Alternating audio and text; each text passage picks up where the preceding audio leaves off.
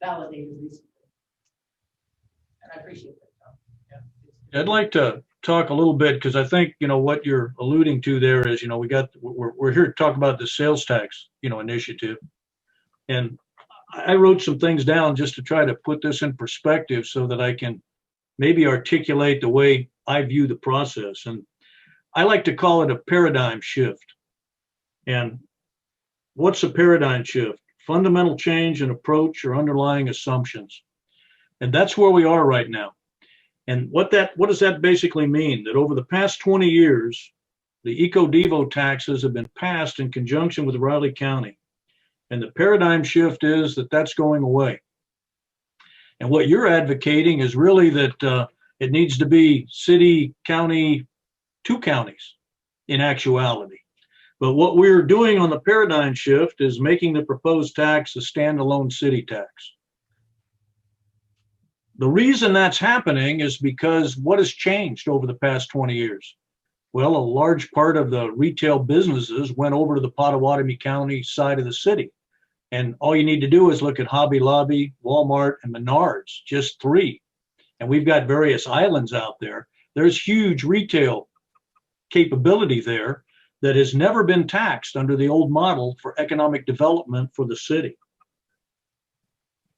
Now, the proposed tax is no longer roads and bridges, which is how it was basically billed, roads, bridges, jobs. It's now tax reduction, infrastructure, job creation, and workforce housing. Now, the infrastructure basically just says public infrastructure. That doesn't prevent considerations of infrastructure in either county, as long as it benefits the city. And of course, roads that connect to the city do benefit the city. And so that's not totally ruled out. The city tax is going to provide twice the economic development money that the old one did. That's important. The sales tax in the Riley County side of the city will not change, but it is true that it will go up on the Pottawatomie County side. Now, passing the tax, and this is one of the prime reasons for the paradigm shift, allows for long-term budget planning. And what most people don't realize is when you pass an infrastructure project and you say, okay, we're going to build this, about a year later, there'll be a temp note to fund it. And then a year after that, or maybe 2 years after that, a general obligation bond. And so you need to be able to think out strategic planning 3-4 years on city debt. This allows us the ability to do that. And that is why we want to put it on the ballot for November, even though it would not go into effect for 2 years, because the old tax would expire first at the end of 2022. This wouldn't be collected until January 2023.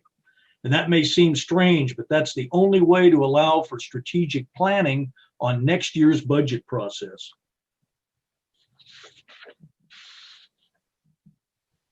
Now, there are a couple of drawbacks, okay? And that is that while this is great for the city, it does not do what the county needs it to do, because the county was using part of these proceeds for, roads and bridges, and some money was going to the smaller cities.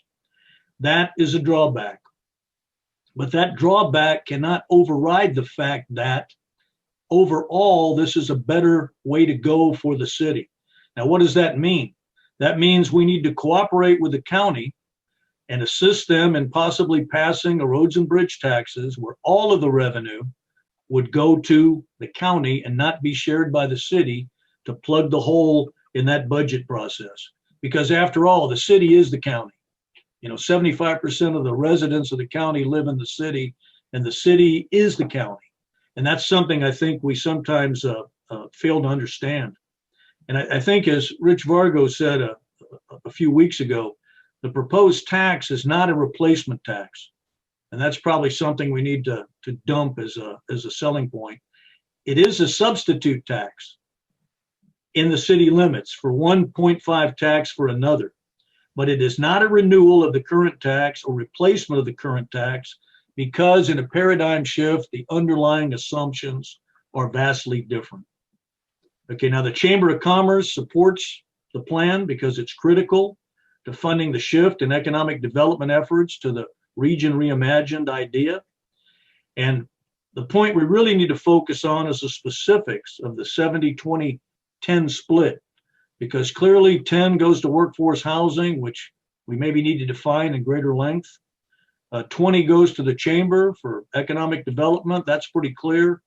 The 70% on infrastructure and debt, can that be expanded to certain things in both counties? In my mind, I think yes. And that's my thoughts on the tax as a whole.